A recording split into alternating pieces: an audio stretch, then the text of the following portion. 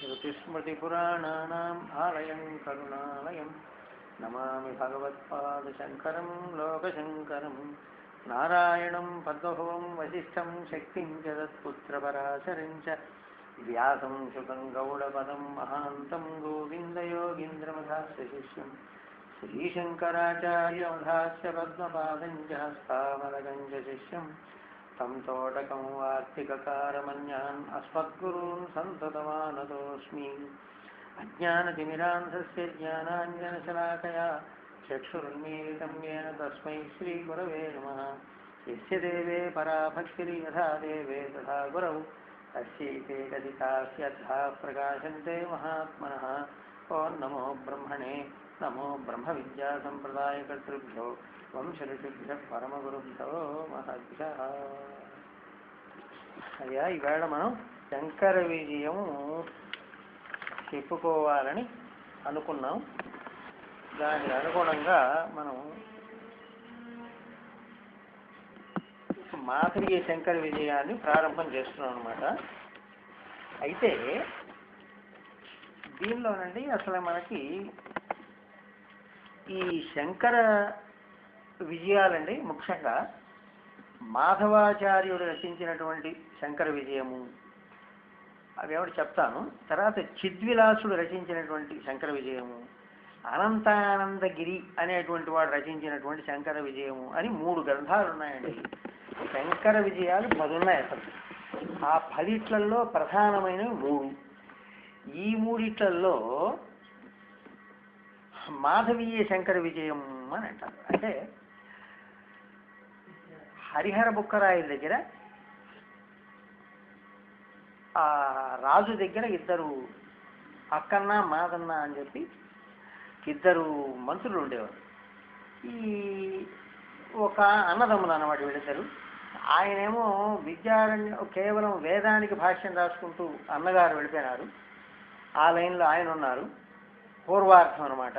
ఉత్తరార్థమైనటువంటి వేదాంతం వైపు ఈయన మొగ్గి ఈ వేదాంతానికి సంబంధించినటువంటి గ్రంథాలన్నీ రాస్తూ ఈయన సన్యాసం తీసుకుని తర్వాత ఆ మాదన్న అనేటువంటి వాడే మాధవాచార్యుడిగా మారాడు. ఆ మాధవాచార్యుడు రచించినటువంటి శంకర విజయమే ఇప్పుడు మనం ప్రధానంగా ఉన్నది. అయితే మరి మిగతా వాళ్ళు చిద్విలాసుడు, అనంతానందగిరి మొదలైనటువంటి వాళ్ళు రచించినటువంటి శంకర విజయాలకు ప్రాముఖ్యత లేదా అని ప్రశ్న. అంటే ఈయన సుమారు 13వ శతాబ్దానికి సంబంధించినటువంటి వాడు ఈయన. ఈ మాధవాచార్యుల వారు ఈయన 8వ శతాబ్దం దాకా శంకర భగవత్పాదుల వారి యొక్క చరిత్ర బాగా ప్రసిద్ధిలో ఉంది. ఈ ఆయనకి సంబంధించి ఆయన శిష్య పరంపరలో వరుసగా వచ్చాడు. ఈయన వచ్చినప్పుడు ఈయన ఏం చేశారంటే ఆయనకి సంబంధించినటువంటి చరిత్రను బాగా ప్రధానంగా ఈ అద్వైత సిద్ధాంతంలో ఉండడం చేత ఆయన యొక్క అడుగుజాడల్లోనే ఈయన కూడా నడిచాడు. నడిచి తర్వాత ఏం చేశారంటే అసలు ఈ శంకర భగవత్పాదుల యొక్క చరిత్ర రాయాలి అనేటువంటి దృష్టితో ఈ మాధవాచార్యుల వారు రచించినటువంటి శంకర విజయం అన్నమాట ఇది. కనుక దీన్ని సర్వజనామోదమైనటువంటిది, అందరూ పండితులందరూ కూడా, విమర్శకులైనటువంటి పండితులందరూ కూడా గ్రహించినటువంటిది. దీన్నే యథార్థము అని చెప్పి అందరూ అంగీకరించినటువంటి విషయం అన్నమాట. అందుకని మిగతా 2 గ్రంథాల కంటే దీనికి ఎక్కువ ప్రాముఖ్యత ఇచ్చింది. ఇది యథార్థం అన్నమాట. కొన్ని సందర్భాలలో ఈయన ఈ శంకర భగవత్పాదుల వారి తర్వాత వచ్చినటువంటి వరుసలో వచ్చినటువంటి వాళ్ళు చెప్పినటువంటి విషయాలు వినే నేను రాస్తున్నాను తప్ప నా సొంతమైనటువంటి మాటలు ఏం లేవు ఇందులో అని చెప్పి కూడా మధ్య మధ్యలో ఈ మాధవాచార్యుల వారు మధ్యన ఆయన వివరించడం కూడా జరిగింది ఈ గ్రంథంలో.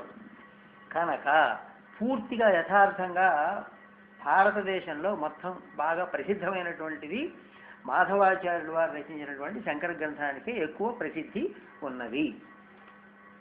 మిగతా 2 గ్రంథాలకి ప్రాముఖ్యత లేదు.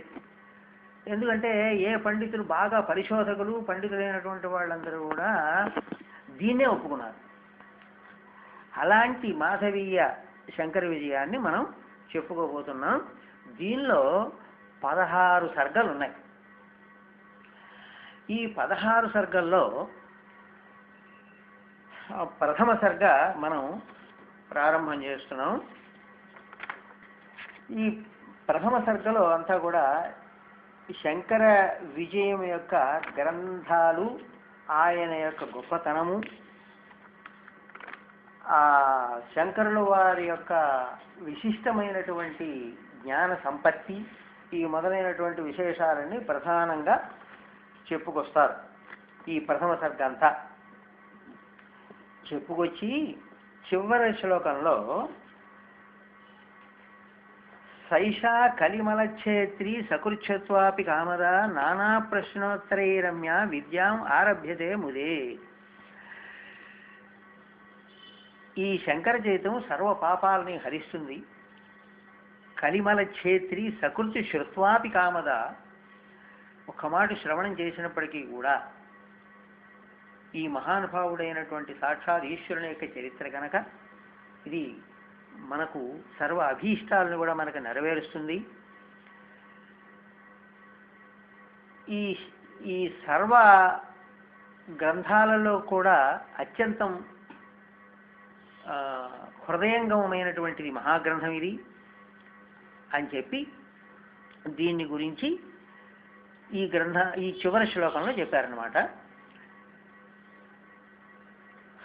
ఇది ప్రథమ సర్గలో ఉన్న విషయం. ఇక ద్వితీయ సర్గలో ఇక శంకర భగవత్పాదుల వారు జన్మ ఈ మొదలైనటువంటి విషయాలు ఇక వస్తున్నాయి ఇక్కడి నుంచి. తతో మహేశ కిల కేరళేషు శ్రీమద్వృషాద్రవు కరుణా సముద్ర పూర్ణా నదీ పుణ్యతటే స్వయంభూ లింగాత్మన అనంగధగా విరాసీత్. ఇక్కడ కైలాస పర్వతంలో శంకరుడు అంటే ఈశ్వరుడు అనమాట, ఆ మహానుభావుడు దేశంలో నాస్తిక మతాలు అనేకమైనటువంటి ప్రబలిపోయినటువంటి సందర్భంలో ఈ అనేకమైనటువంటి మతాలు పరస్పర దూషణ భూషణాలతో నా దేశమంతా అల్లకల్లోలమైనటువంటి స్థితిలో ఉండేటువంటి రోజులు అనమాట. ఆ సమయంలో పరమేశ్వరుడు ఒక ఆలోచన చేసి తన కుమారుడైనటువంటి కుమారస్వామిని ఈ వేదము యొక్క సిద్ధాంతము, వేదంలో ప్రతిపాదించినటువంటి కర్మకాండ, ఉపాసన మొదలైనటువంటి విధానంతో కూడా లుప్తప్రాయం అయిపోయి అందరూ నాస్తికులైపోయి రకరకాలైనటువంటి మతాలతో పుట్టుకుంటున్నారు. ఇట్లాంటి భారత భూమిని మనం భూమిలో ఉండేటువంటి వాళ్ళందరినీ కూడా మనం ఏదైనా సక్రమమైన మార్గంలో పెట్టి వీళ్ళందరినీ ఉద్ధరించాలి అంటే ఆ పరమాత్మ ఆయన సంకల్పం చేయిందే జరగదు కనుక ఆయన తన కుమారుడైనటువంటి కుమారస్వామిని కుమారిల భట్టు యొక్క అవతారంతో వేదము యొక్క కర్మకాండ ప్రవృత్తిని ప్రారంభం చేయడం కోసమై, అంటే వేదంలో చెప్పబడినటువంటి 3 వంతులు భాగము కర్మకాండ, ఉపాసనాకాండ, పూజ పునస్కారములు అంతా మొత్తం యజ్ఞయాగాదుల దగ్గర నుంచి చెప్పిందంతా పూర్వభాగం అంటారు. ఇక ఉత్తర భాగం చెప్పిందంతా దాన్నే పూర్వమీమాంస అంటారు. ఉత్తర భాగం చెప్పినటువంటిదంతా కూడా వేదాంతము.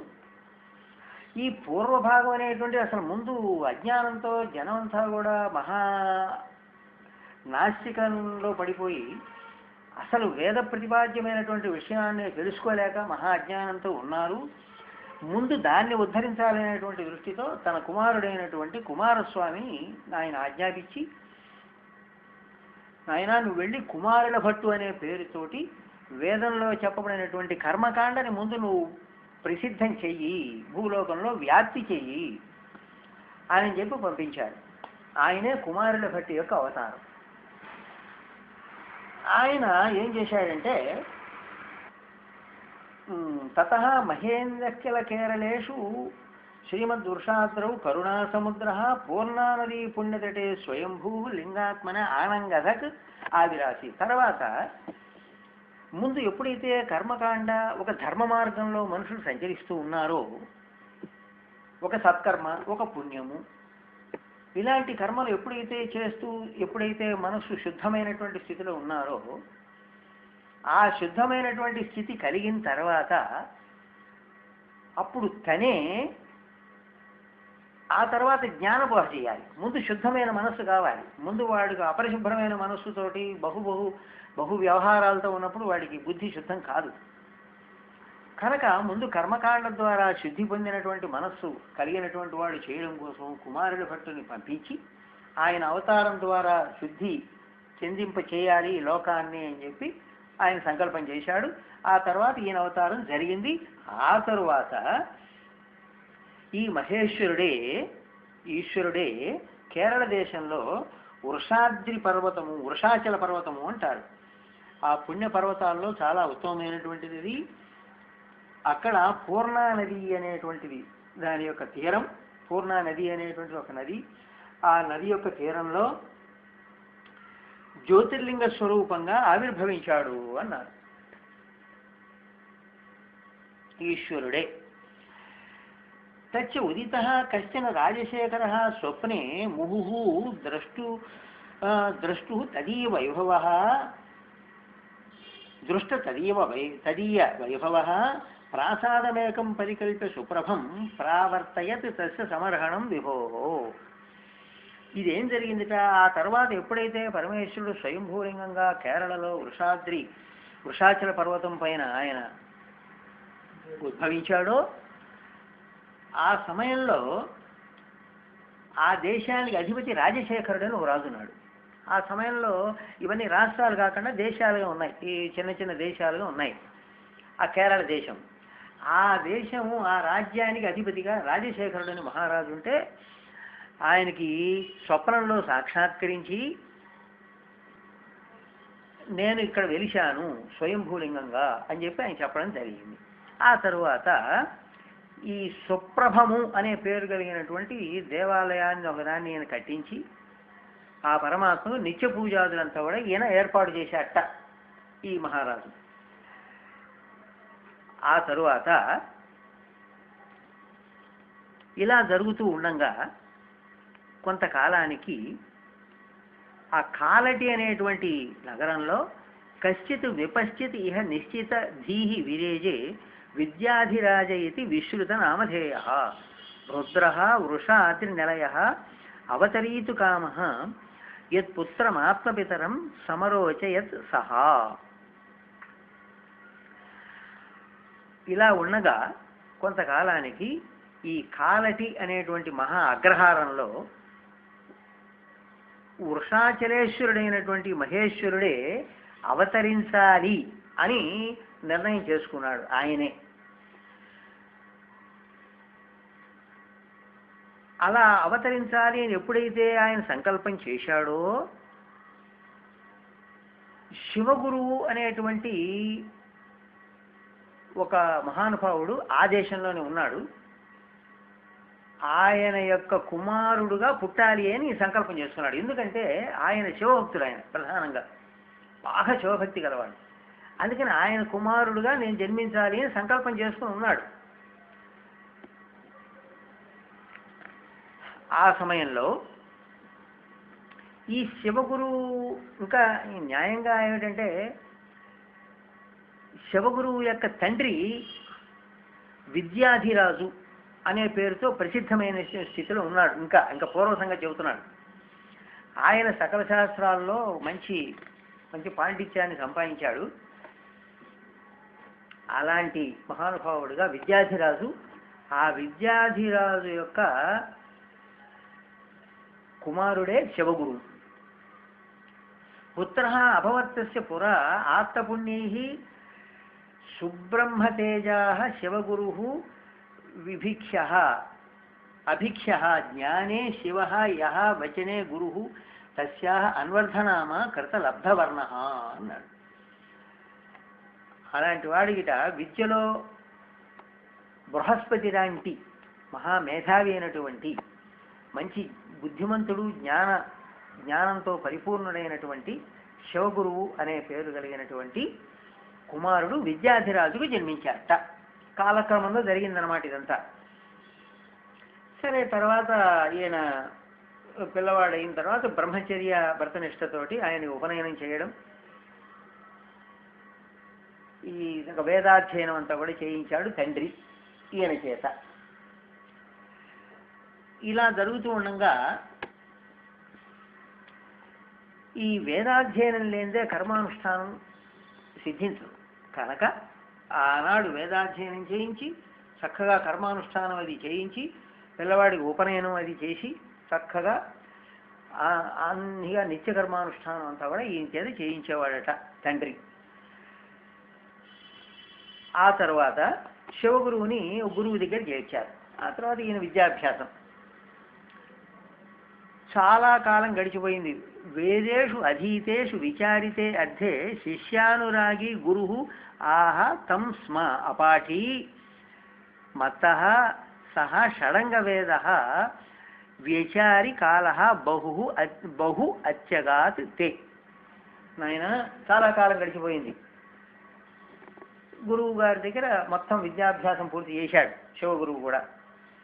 నాయన నువ్వు చాలా కాలం అయింది, నువ్వు వేదములన్నీ కూడా పూర్తి, అంటే చతుర్వేదములు ఆనాడు వేదములు అంటే ఇక్కడ ఋగ్వేద, యజుర్వేద, సామవేద, అథర్వవేదం అనేటువంటి 4 వేదములు దానిలో ఉండేటువంటి శాఖలతోటి సహా అధ్యయనం చేయడమే కాక దానికి అంగములు అంటారు.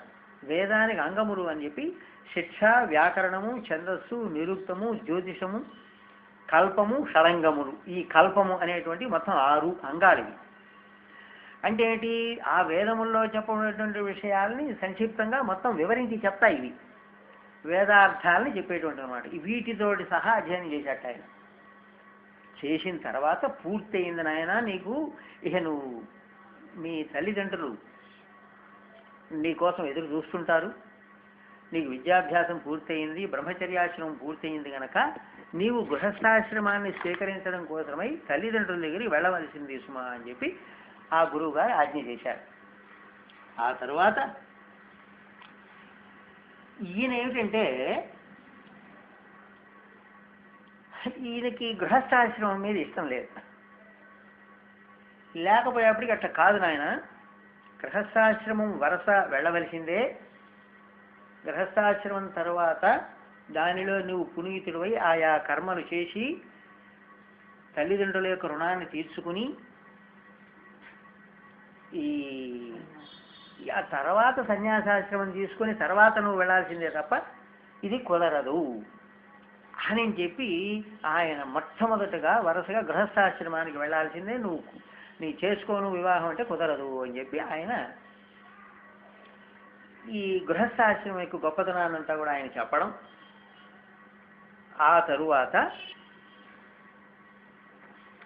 ఈ పితరుల యొక్క సంతానం వరుసగా అభివృద్ధి చెందుతూ ఉంటేనే ఈ తల్లిదండ్రులకు వీళ్ళకి తర్వాత ఆబ్దికాలు, వీళ్ళకి తర్వాత తర్పణాదులు అవి చేసి వీళ్ళకి అనంతర కాలంలో వాళ్ళని ఉద్ధరింప చేయడానికి సంతానం వరుసగా ఉండకపోతే ఆ వంశం అక్కడ విచ్ఛిన్నం అయిపోతుంది. విచ్ఛిన్నం అయిపోతే చాలా ఇబ్బంది అవుతుంది కనుక గృహస్థాశ్రమం స్వీకరించవలసిందే అని చెప్పి గృహస్థాశ్రమం యొక్క గొప్పతనాన్ని ఆయన చెప్పడం అది జరిగింది. ఆ తరువాత అయితే ఇక్కడ ఒక మనం విషయం తెలుసుకోవాలి.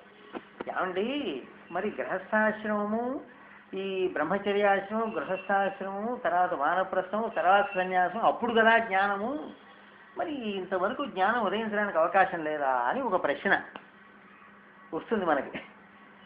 ఇక్కడ మనం అర్థం చేసుకోవాల్సింది ఏంటంటే కేవలం ఇదంతా కూడా మందాధికారులకు చెప్పినటువంటి విషయం. ఉత్తముడు, మధ్యముడు, మందుడు అని 3 రకాల మనుషుల్లో ఉత్తమ స్థితిలో ఉండేటువంటి వాడికి బ్రహ్మచర్యాదే ప్రవ్రజేదని మళ్ళీ వేదమే చెబుతున్నది. వాడికి మంచి వైరాగ్య సంపత్తి వచ్చేసేసి నేను ఏమైనా సరే ఈ సంసార బాధల్లోంచి బయటపడిపోవాలి, నేను ఈ మళ్ళీ ముక్తుల్ని అయిపోవాలి, ఈ మళ్ళీ పునర్జన్మ నాకు ఉండకూడదు, పుట్టిన తర్వాత దుఃఖమే తప్ప ఏమీ లేదు అనేటువంటి నిశ్చయమైనటువంటి జ్ఞానం కలిగి ఎవడైనా వాడు బాగా విరక్తి భావంతో ఉన్నటువంటి వాడు ఎవడైనా ఉంటే వాడు బ్రహ్మచర్యం నుంచే వాడు ప్రవ్రజేతని ఉత్తమ విధానం అది వెళ్ళిపోవచ్చు, గృహస్థాశ్రమం అక్కర్లే. అయితే మరి అందరికీ ఆ స్థితి ఉండదు కనుక వీడు కొంతకాలం పాటు గృహస్థాశ్రమం అనుభవించి ఆ గృహస్థాశ్రమంలో కష్ట సుఖాలన్నీ అనుభవించి ఎంత బాధాకరం రా ఇవన్నీ అప్పుడు తెలుసుకున్న తర్వాత అప్పుడు వానప్రస్థాశ్రమం వచ్చి ఆ తర్వాత సన్యాసాశ్రమం తీసుకుని అప్పుడు జ్ఞానాభ్యాసం చేసి తర్వాత తన స్వరూపం ఏమిటో తెలుసుకుని పునర్జన్మ లేకుండా చేసుకోవడం అనేటువంటిది ఇంకో విధానం. ఇది సామాన్యంగా అందరికీ జరిగే విధానం. ఇది అందుకని ఏమిటంటే ఇది మందాధికారుల కోసం చెప్పినటువంటి విధానం వరస ఆయన చెప్పింది. సరే నాయన ఇట్లా నువ్వు వివాహం చేసుకోవాల్సిందేను అని చెప్పి ఆయన చెప్పడం. ఆ తర్వాత ఈయనకి అది ఇష్టం లేదు. అయినప్పటికీ కూడా గురువాజ్ఞని అతిక్రమించకూడదు కనుక ఇంటికి వచ్చాడు. సరే తండ్రి దగ్గరికి వచ్చిన తర్వాత ఈయన యొక్క ఆ గురువు దగ్గర ఎంత పాండిత్యాన్ని సంపాదించుకున్నాడు అని చెప్పి శివగురువుని తండ్రి పరీక్ష చేయడం కూడా జరిగింది. పరీక్ష చేసి ఇతను చాలా బుద్ధిమంతుడుగా మారాడు, సర్వ విద్యల్లో ఆరితేరాడు అని చెప్పి ఆయన నిశ్చయం చేసుకుని సరే నాయన ఇక నీకు కళ్యాణం చేయక తప్పదు అని తండ్రి అన్నాడు. సరే ఇప్పుడు అక్కడ గురువాజ్ఞ ఇప్పుడు తల్లిదండ్రుల యొక్క అభిప్రాయము దీన్ని తోసేయలేక సరే నాన్న అని ఒప్పుకున్నాడు. ఒప్పుకుంటే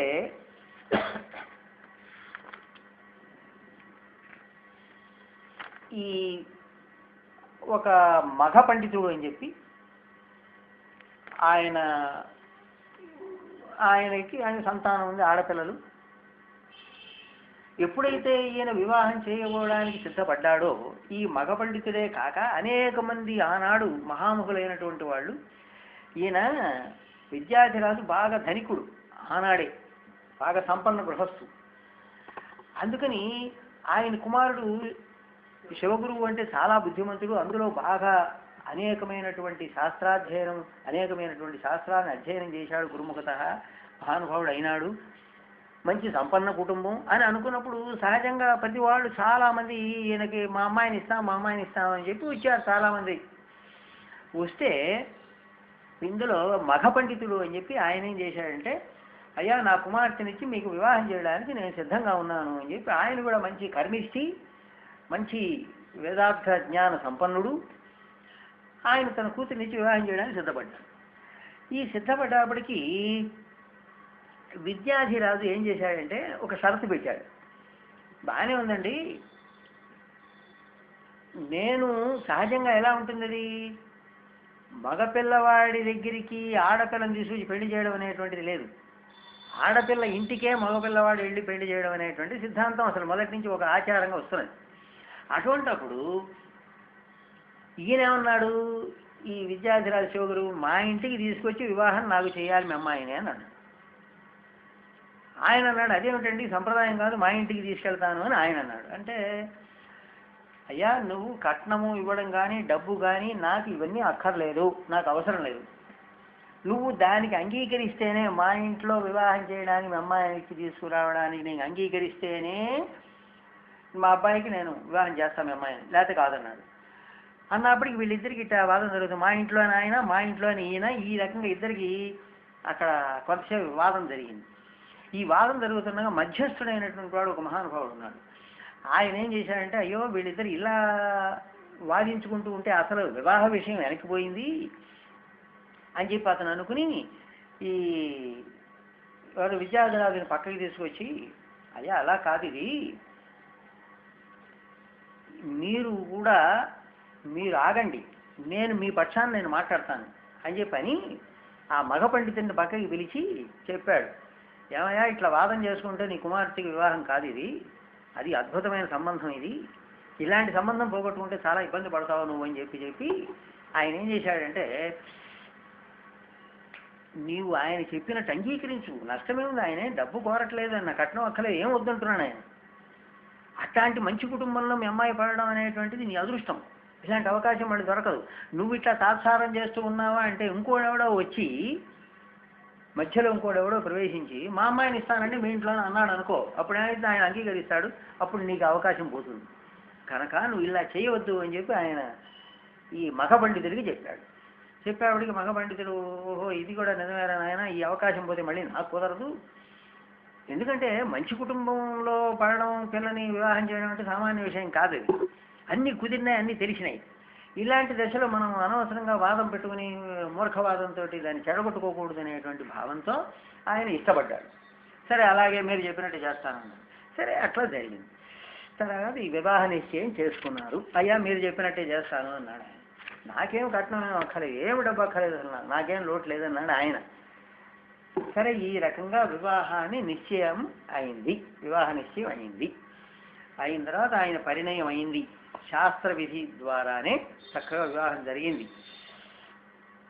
సరే అక్కడి బంధువర్గం అంతా వచ్చారు, చాలా సంతోషించారు, ఆనందభరితులైనారు. ఈ దంపతులు కూడా చక్కగా హాయిగా సంతోషంగా కాలం గడుపుతున్నారు. ఇలా గడుపుతూ ఉండగా కొంతకాలం పాటు యజ్ఞయాగాదులు అవి చేయడం, అనేకమైనటువంటి కర్మానుష్ఠానం ద్వారా ఆ దేవతలను సంతృప్తి పరుస్తూ ఉండడం. అంటే ఏంటి? నిష్కామ కర్మ అండి. ఇక్కడ మనం సకామం అని చెప్పకూడదు. ఆయనకి ఏ కోరికలు లేవు అక్కడ. కేవలం నిష్కామంగానే యజ్ఞయాగాదులు చేస్తూ అన్ని చక్కగా చేస్తూ ఉండేవాడు ఈయన. ఇలా కొంతకాలం పాటు ఇట్లా సాగింది. అయినప్పటికీ సంతానం కలగల. ఎంతకాలమైనా వీళ్ళకి సంతానం కలగల. ఈ సంతానం కలగకపోయేప్పటికీ ఏమిటిది, మనం అనేక మంది బ్రాహ్మణులకు సంతర్పణ చేశాము, కావాల్సినన్ని దాన ధర్మాలు చేశాము, అనేకమైన యజ్ఞయాగాలు చేశాము, అనేక మంది దేవతలకు ఈ సంతృప్తి కలిగించేటువంటి కర్మలన్నీ కూడా అనేకం చేశాము, ఏమీ లోటు లేదండి, సమస్తం చేశారా అన్నాడు. అది పెద్ద సంపన్న కుటుంబం అది. అయినా సంతానం కలగలేదు, ఏమిటి కారణం అని చెప్పి ఈ చింతించడం మొదలుపెట్టారు. ఈయన చింతపడ్డాడు. మొదట్లో చింతపడి తర్వాత భార్యతో అన్నాడు, మనం పుత్రాననం ఎరిహ లోక్యం ఉదాహరంతి, సంతానం గనక లేకపోయేటట్లయితే ప్రతి శాస్త్రము కూడా సంతానం లేనటువంటి వాడికి ఉత్తమ గతులు లేవు అని చెప్పి పున్నాంలో నరక త్రాగితయిది పుత్ర, పున్నామ అనేటువంటి నరకం నుంచి రక్షించేటువంటి వాడు పుత్రుడు అని చెప్పి చెబుతున్నాయి ఈ శాస్త్రములన్నీ. నాకు ఇంతవరకు సంతానం కలగలే. మనము పోనీ మనం ఏమన్నా వ్యర్థంగా తిరుగుతున్నామా అంటే నిరంతర సత్కర్మల ద్వారా, అనేకమైన దాన ధర్మాల ద్వారా, అనేకమైన కర్మలు, ఎప్పుడు ఉత్తమమైనటువంటి కర్మలే చేశాము, మరి మనకి ఎందువలన కలగలేదు అని చెప్పి ఆయనకి విచారం కలిగింది. ఆ విచారము తన భార్యకి చెబితే ఆమె కూడా యథార్థమేనండి, మనం ఏం చేద్దాము అని చెప్పి ఇద్దరు విచారణ చేయడం మొదలుపెట్టారు. తర్వాత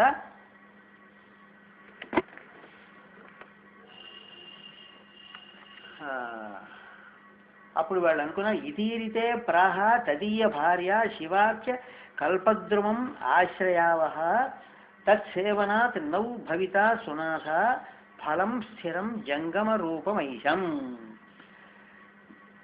మనము తప్పకుండా ఆ పరమశివుని ఆశ్రయించి ఆయనను భక్తితో సేవించి, నిరంతరమైనటువంటి భక్తితో సేవించి ఆయన యొక్క అనుగ్రహాన్ని మనం పొందుదాం. అప్పుడు మనం అనుకున్న కోరిక నెరవేరుతుంది అని చెప్పి ఆమె కూడా ప్రోత్సహించింది. ఆ తరువాత వీరిద్దరూ అక్కడ ఒక దేవాలయం అది ఉంటే ఆ దేవాలయంలో చాలా కాలం పాటు తపించి ఆ పరమాత్మ కోసరమై సగుణంగా నిరంతర భక్తిలో ఇక ఆయన్నే స్తోత్రం చేస్తూ, ఆయన్నే అభిషేకిస్తూ అక్కడే ఉండిపోయినారంటే. అలాగే ఆ తరువాత ఒక రోజున ఇట బాగా చాలా కాలం గడిచిపోయింది. ఇలాగ గడిచిన తర్వాత దేవ కృపా పరవశ ద్విజవేషధారీ ప్రత్యక్షతాం శివగురుం గత ఆత్మనిద్రం ప్రోవాచ భోహో కిం అభివాంఛసి కిం తపస్తే పుత్రార్థితేతి వచనం స జగాద విప్రహ. ఓ రోజు నిద్రపోతున్నాడు ఈయన. నిద్రపోతుంటే స్వప్నం వచ్చింది. ఆ స్వప్నంలో శివగురువుకి ఒక ఉత్తముడైనటువంటి బ్రహ్మాండమైనటువంటి మహా తేజస్సుతో వెలిగిపోయేటువంటి ఒక బ్రాహ్మణోత్తముడు కళ్ళ కనపడ్డాడు. కనపడి, అయా ప్రోవాచ భోహ కిం అభివాంఛసి, నువ్వేమిటి కోరుతున్నావయ్యా? కిం తపహ తే పుత్రార్థిత, నీకేం కోరికలు లేవు కదా, మరి నీకు ఈ పుత్రార్థివై తపస్సు చేస్తున్నావా? మరి ఎందుకంటే పోనీ ఐశ్వర్యం కోరుతున్నావా అంటే నీకు ఐశ్వర్యం ఉండనేమో, మరి నీకు అది లేదు కనుక పుత్రార్థివై తపస్సు చేస్తున్నావా, ఎందువల్ల నువ్వు చేస్తున్నావు అని చెప్పి ఆ విప్రుడు కలలో కనపడి ఈయన్ని ప్రశ్నించాడు.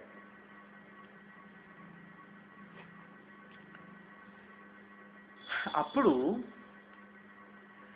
దేవోపి అపృచ్ఛత్ అథ తం ద్విజ విద్ధి సత్యం సర్వజ్ఞమేకమపి సర్వగుణోపపన్నం.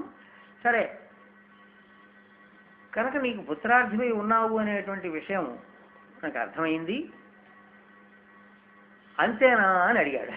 అడిగితే అవునండి, నేను పుత్రార్థిని, నేను తపస్సు చేస్తున్నాను అన్నాడు. అలా అయితే సర్వజ్ఞం ఏకమపి సర్వగుణోపపన్నం, అయితే ఒక షరతు ఉందయా, నువ్వు పుత్రార్థి కావాలంటున్నావు కదా, పుత్రార్థి అవుతున్నావు కదా, నువ్వు అయినప్పుడు సర్వజ్ఞుడైనటువంటి వాడు సర్వగుణోపపన్నమైనటువంటి వాడు ఒక్క కుమారుణ్ణి కంటావా?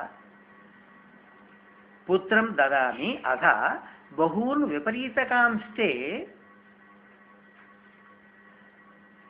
అంటే విపరీతకాంస్తే అంటే గుణాలు లేనటువంటి వాడు, మంచి ఆయుష్యము కలిగినటువంటి వాళ్ళు మామూలుగా ఉంటారు. గుణాలు లేనటువంటి వాళ్ళు మామూలు కుమారులు ఎంతమంది లేరు, అలాంటి కుమారులు చాలామంది కావాలనా, నీ కోరిక ఏమిటని అడిగాడు ఆయన. అడిగితే అల్పాయుష్కుడైనడు, మరి ఇప్పుడు అల్పాయుష్కుడైనటువంటి వాడు సర్వజ్ఞుడైనటువంటి వాడు, సర్వజ్ఞుడు అనేటువంటి శబ్దం అసలు లేదు, ఎవరికి వర్తించదు. అది సర్వాన్ని తెలిసినటువంటి వాడు ఎవడు ఉంటాడు? అలాంటి కుమారుడు అల్పాయుష్కుడైనటువంటి వాడు కావాలనా? ఒక్కడే.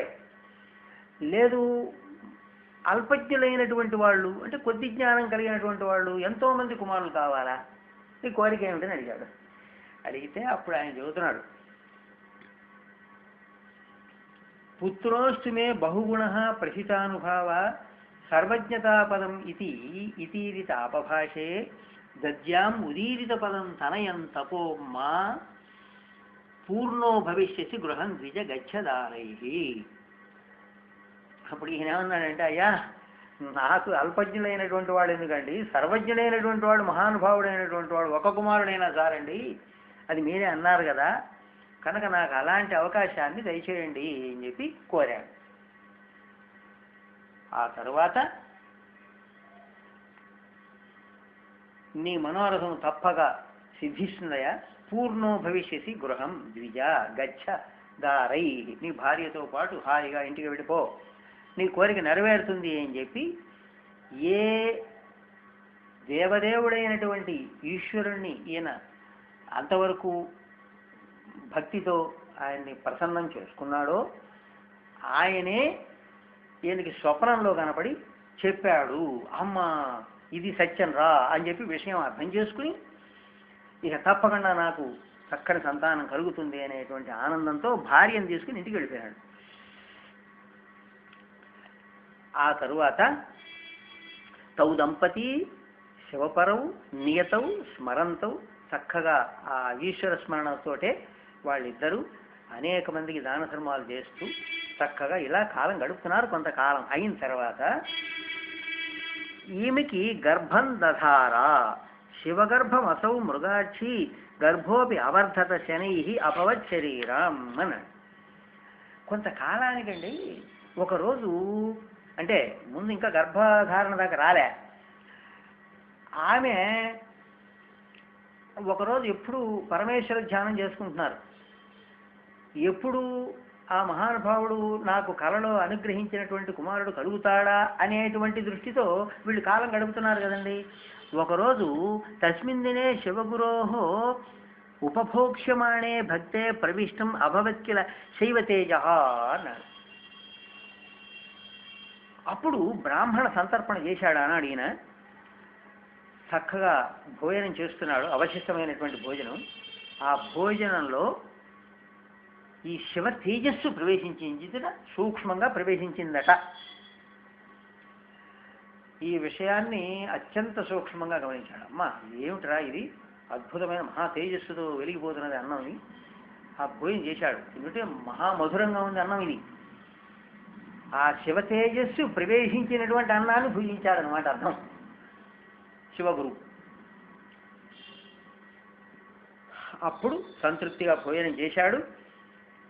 చేసిన తర్వాత ఈమె కూడా పతివ్రత కనుక సా అభుంక్త సాపి నిజభద్రు పదాభ్య భృంగి, ఈమె కూడా మహాపతివ్రత కావడం చేత ఆయన భోంచేసి ఆయన లేవంగానే ఈమె కూడా ఆ భుక్త శేషం ఉంటుంది.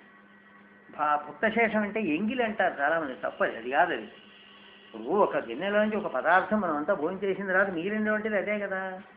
ఆ పదార్థాన్ని నివేదన చేసి వాళ్ళు 10 మంది భోజనం చేసిన తర్వాత ఆ తదనంతర కాలంలో ఈ భర్త భుజించినటువంటి కాలంలో కొంత భాగం, అంటే అక్కడ ఏమిటంటే రహస్యం, భార్య వరకు వేరు, మిగతా వాళ్ళు వేరు. ఆ భర్త భుజించినటువంటి కొన్ని మెతుకులు దానిలో ఉండగా ఈ తను అన్నం పెట్టుకుని ఆ అన్నంలో కలుపుకుంది అన్నది. అన్నప్పటికి ఏమైంది, ఆ శైవ తేజస్సు ఏ అన్నంలో ప్రవేశించిందో ఆ తేజస్సు తను తినేటువంటి అన్నంలో కూడా వచ్చిందనమాట అర్థం. అది రహస్యం. అందుకని ఆ రకంగా ఆమె భుజించిన తర్వాత నెమ్మదిగా కొంతకాలానికి తెలియకుండానే ఆ గర్భంలో తేజ అతిరేక నివారిత దృష్టిపాత విశ్వం హృదే దివస మధ్య ఇవ ఉగ్రతేజ అని మంచి తేజస్సుతో వెలిగిపోతుందిరా. కొంతకాలం అయ్యేప్పటికీ గర్భం కొద్దిగా అభివృద్ధి చెందింది. ఏమిట్రా ఇది, ఎట్లా ఉంది అంటాడు ఆమె. గర్భాలసా భగవతి గతిమాంద్యం ఈషత్, నెమ్మదిగా కాలం గడుస్తోంది. మహా తేజస్సుతో వెలిగిపోతోంది ఆయన. అంతకు పూర్వం దాకా లేదు ఇది, సాక్షాత్ శైవ తేజస్సు ఉన్నది అందులో. అందుకని మంచి కాంతితో వెలిగిపోతున్నది ఆయన.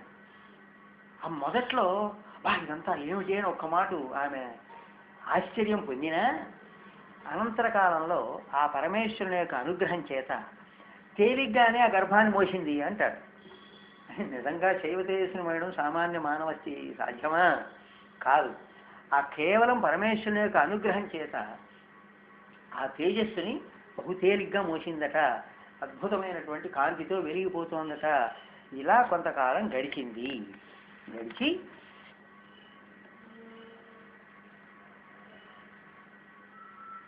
ఈ శివతేజ మానుష్య ధర్మం అనుసృత్య మయేదముక్తం కాపి వ్యధా శివమహోభరణేన వధ్వాః సర్వవ్యథా వ్యతికరం పరిహర్తు కామ దేవం భజంత ఇది తత్వవిదాం ప్రవాదః అన్నాడు. సకల దుఃఖాల్ని నశింపజేసేటువంటి పరమాత్మ గర్భంలో ఉన్నాడు గనక పరమభక్తితో వాళ్ళిద్దరికీ కూడా అదే అనుభూతి కలిగింది. ఏదో మానవ మాత్రుడు పుడుతున్నాడు అనేటువంటి భావన లేదు వాళ్ళకి. అందుకని ఎప్పుడు ఆ పరమభక్తితో ఆ శివభక్తితోనే అలాగే కాలం గడుపుతున్నారట. ఇక ఆ తర్వాత శుభముహూర్తంలో మహానుభావుడు పుట్టబోతాడు. అది రేపటి నుంచి మనం శ్రవణం చేద్దాం. ఓం శాంతి శాంతి శాంతి.